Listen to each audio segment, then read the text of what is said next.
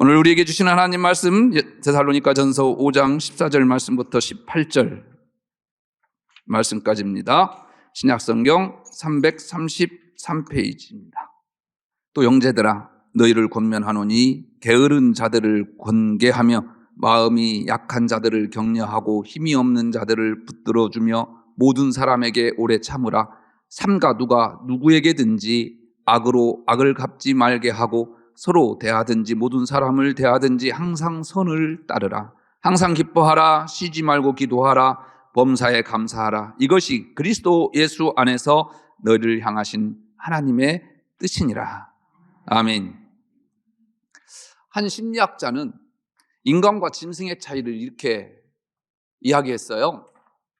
짐승은 자극을 받으면 즉각적인 반응을 하는 것이고, 인간은 응답을 하는 존재다라고 말이죠. 반응과 응답은 달라요. 동물은 다만 반응으로 살지요. 춥다, 덥다, 배고프다, 아프다, 그것에 대한 즉각적인 반응을 하지요. 그러나 응답이란 한 번 더 생각합니다. 한 번 더 내 가슴속 깊이 생각해보고 또 새깁니다. 그리고 그것으로 감사하는 마음을 반응으로 보여주는 것이 바로 인간 존재입니다. 응답입니다. 감사란 그런 의미에서 아주 높은 차원의 응답입니다. 우리 그리스도인들은 오히려 어려울 때 깊이 생각하고 감사하지요. 일이 잘 될 때도 또 한 번 생각하고 감사합니다. 또 한 번 생각하고 회개도 합니다. 그리고 감사로 표하는 존재입니다. 이것이 신앙인의 응답 방법이죠. 그리스도인들을 어떻게 정의할 수 있을까요? 저는 이렇게 정의하고 싶습니다.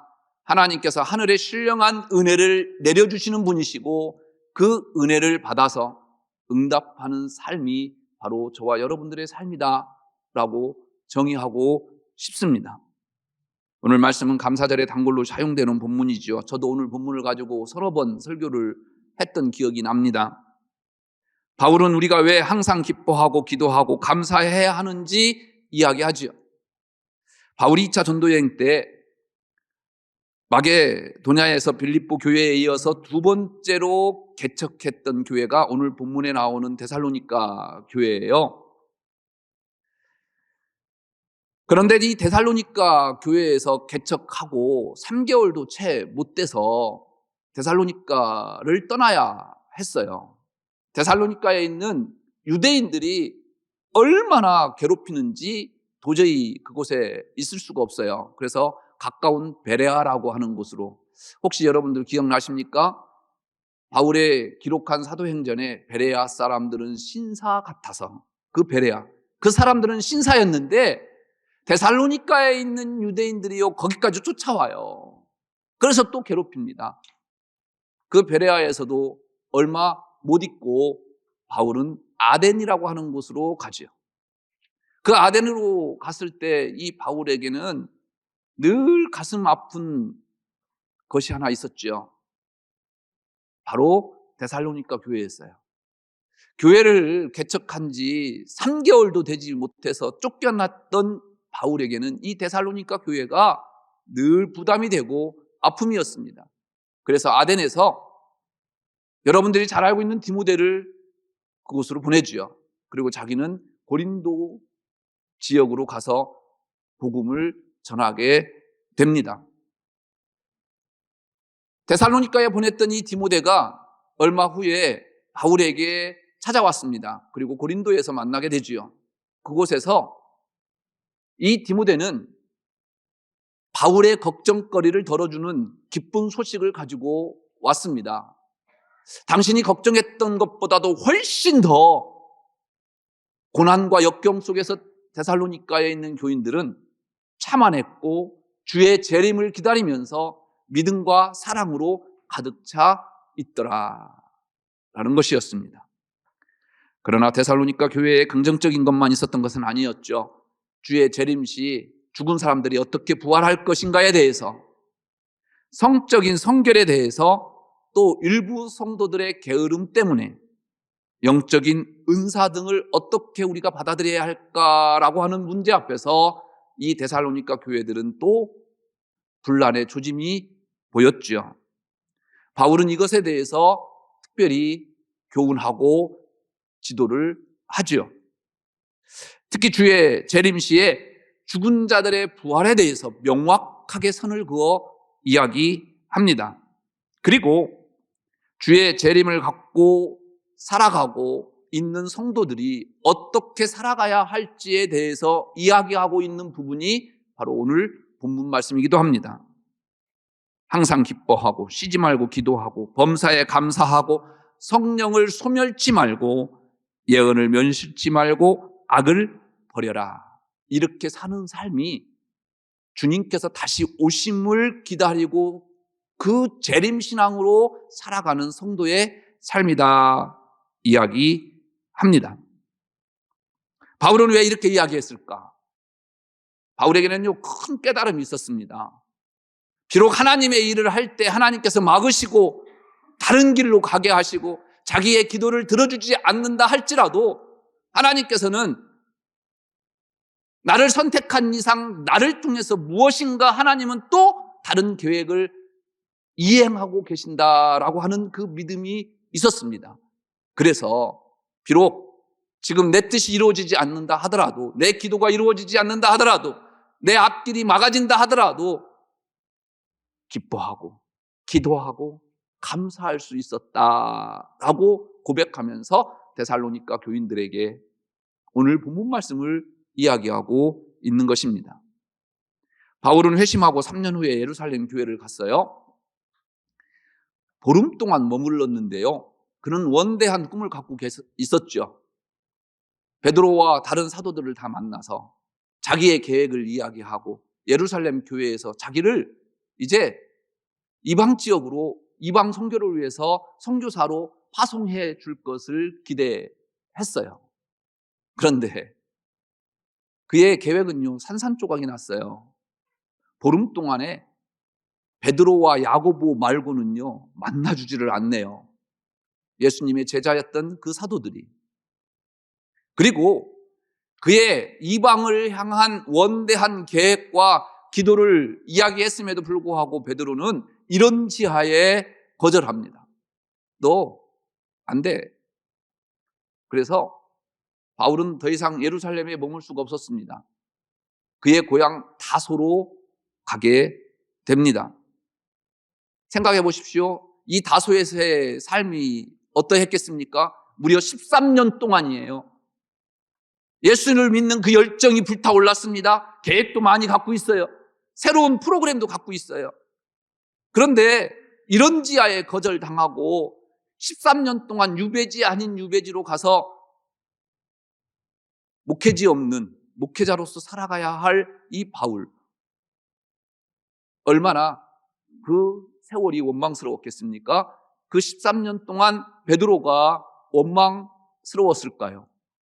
또 하나님은 왜 나를 예수를 믿게 했을까? 그런 회의감은 안 가졌을까요? 그런데요, 바울은 다소에서 머무는 동안 많은 계시를 받았고 그 어느 때보다도 환상을 체험했어요. 그 계시들을 통해서 복음을 깨닫게 되었고 믿음의 확신을 갖게 되지요. 그래서 목숨까지도 두려워하지 아니하고 그 복음 전도를 위해서 자기의 목숨을 하찮은 것으로 여겼다라고 고백하지 않습니까? 다소에서 바울의 신앙과 신학은 무르익어 갔습니다. 그것이 나중에 바울의 서신들에 녹아 들어갔고 그 서신들의 후일 성경이 됩니다. 바울이 그때 다소로 내려가지 않고 곧바로 선교사로 파송되었다고 한다면 어찌 되었을까요? 교회는 더 많이 세워졌을 수도 있겠지요. 그러나 기독교 신앙의 원리와 교리를 세우지는 못했을 것입니다. 또 바울은 다소 근처에 있는 지역을 돌아다니면서 이방인들에게 복음을 전했습니다. 이방 선교에 대한 노하우가 이때 축적된 거예요. 그래서 본격적으로 사도로서 파송되었을 때 다소의 이 경험은 그에게 빼놓을 수 없는 큰 밑거름이 되었던 것입니다. 하나님이 바울의 계획을 이루지 못하게 하시고 다소에서 13년을 보내게 하신 데에는 그만한 이유가 있었던 것입니다. 하나님의 계획이었습니다. 바울이 아시아 지역에서 복음을 전하려고 계획을 하고 준비를 다 했습니다. 여러분들 잘 알고 있는 그 바나바와 싸우면서까지도, 헤어지면서까지도. 그런데 성령이 아시아에서 말씀을 전하지 못하게 하십니다. 비두니아로 가려고 하는데 예수의 영이 허락하지 않습니다. 그런 차에 마게도냐에서 환상을 통해서 빨리 좀 와달라 급히 요청을 받게 됩니다. 그리고 빌립보로 가지 않습니까? 이렇게 하나님께서는 때로 하나님의 일을 하려고 할 때 막으십니다. 하나님을 위해 세운 계획인데도 말이죠. 리빙스턴 선교사는요, 원래 중국으로 가려고 계획까지 다 세웠어요. 그런데 하나님이 막으셨어요. 그리고 아프리카의 아버지다라고 하는 이야기를 들을 정도로 아프리카에서 선교를 전했던 선교사였죠. 오늘 우리는 장로교 전통에서 오늘 예배를 드리죠. 누구 덕입니까? 사실은 언더우드 선교사 덕입니다. 그런데 우리 교회 장로교에 그 복음을 전해줬던 이 언더우드 선교사가요, 원래는 인도로 가려고 그랬어요. 원대한 계획을 가지고 인도로 가려고 했는데 하나님께서는 그의 계획을 막으셨어요. 그리고 우리 한국으로 오게 해서 저와 여러분들이 오늘 하나님 앞에 예배드릴 수 있는 이 장을 열어주십니다. 때로는 하나님이 길을 막으실 때도 있습니다. 그러나 한쪽 문을 닫으시면 다른 쪽 한쪽 문을 열어주십니다. 내 길이 아닌 하나님의 길을 저와 여러분들에게 열어주신다라는 거예요. 왜 그렇습니까? 하나님은 저와 여러분들을 선택하셨고 하나님께서 우리의 아버지 되시니까 아들이 가는 길을 막으신다고 하더라도 영원히 막으시는 것이 아니라 그 아버지는 또 다른 길을 나에게 가장 좋은 길을 열어주신다라는 것입니다. 바울이 루스드라에서 돌에 맞아 죽을 뻔한 사건이 있었죠. 사람들은 바울이 죽은 줄로만 알고 성에 갖다 버렸습니다. 하지만 기적적으로 살아나지요. 그리고 다음 날 다시 더베에 들어가서 복음을 전합니다. 이것을 처음부터 끝까지 본 사람이 있었습니다. 바로 그게 누구냐? 여러분들 잘 알고 있는 디모데라고 하는 청년입니다. 그는 예수를 믿는 기독교인이 되었습니다. 무엇이 그로 하여금 예수를 알게 했을까요? 바울이 돌에 맞아 죽어가면서도 복음을 전하는 그 이유가 무엇일까? 가슴 속에 꽂혔어요. 도대체 저 사람이 자기의 생명을 내어놓고 전하려고 하는 것이 무엇일까? 그것이 바로 예수 그리스도였습니다. 그 예수 그리스도가 이 디모데에게 찾아오셨어요. 그리고요, 1년 후에 바울이 루스드라로 찾아왔죠. 그리고 선교 여행을요, 함께 떠나는 선교사가 되었던 사람이 디모데입니다. 바울이 죽음을 예감했을 때 가장 보고 싶어 했던 사람 디모데. 돌에 맞아 죽어가면서 바울이 얼마나 고통스러웠을까요? 왜 하나님이 이런 일까지 당하게 하시는지 도무지 이해가 되지 않습니다. 그러나 하나님의 일을 이루시기 위해 하나님께서는 계획을 갖고 계셨다라는 것이죠.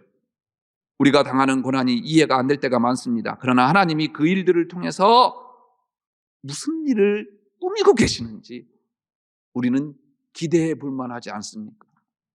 담임 목사로서 좌절할 때도 참 많아요. 목사로서 참 후회되는 일도 많고요.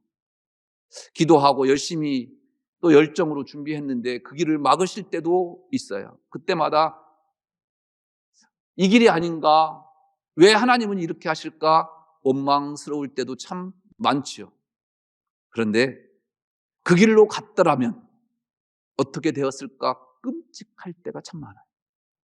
하나님께서 막으신 것이 은혜였다라는 고백할 때가 참 많습니다. 여러분들도 계획을 세우시지요. 그 계획대로 되지 않았던 것이 얼마나 은혜인 적이 많이 있습니까?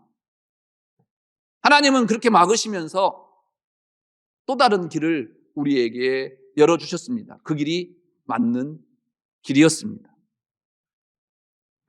요셉이 애굽의 총리 대신이 되고 형들이 애굽의 곡식을 얻으러 왔죠. 그리고 그때 형들에게 했던 말 기억하십니까? 그런즉 나를 이리로 보낸 이는 당신들이 아니요 하나님이시라. 하나님이 나를 바로에게 아버지로 삼으시고 그 온 집의 주로 삼으시며 애굽 땅의 통치자로 삼으시나이다. 나를 이리로 보내니, 사지로 보낸 그분이라는 뜻이에요. 사실은요. 이 말 속에는요, 지금까지 살아왔던 그 요셉의 인생의 무거운 십자가가 다 들어있는 내용입니다. 견딘 삶의 무게를 짐작할 수 있는 단어입니다. 그는 17살 때로 추정되는 그 나이에 죽을 고비를 넘겼죠. 형들이 요셉을 죽이려고 했습니다. 미디안 상인들에게 넘겼습니다. 보디발의 집에 노예로 갑니다. 보디발의 집에서도 억울한 누명을 쓰고 옥에 갇힙니다. 죽을 고비를 얼마나 많이 넘겼는지 모르겠습니다. 그럴 때마다 신세 한탄에 자포자기할 만하지 않습니까? 형들을 원망하면서 하나님을 부정할 수도 있을 겁니다. 그러나 요셉은 그 모든 과정이 하나님의 섭리라고 표현합니다. 당신들이 이곳에 나를 보낸 것이 아니라 하나님께서 나를 먼저 보내신 이유가 있다. 당신들의 가문을 살리기 위해서 하나님께서 하시는 일이다 보여주기 위해서. 그리고 아들 둘을 낳죠. 그래서 그 하나님의 섭리를 이렇게 표현합니다. 므낫세, 에브라임.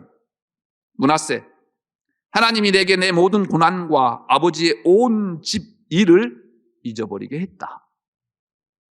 에브라임, 하나님이 나를 내가 수고한 땅에서 번성하게 하셨다. 지나간 과거의 그 고난과 아픔을 하나님께서 잊으시게 했다. 므낫세.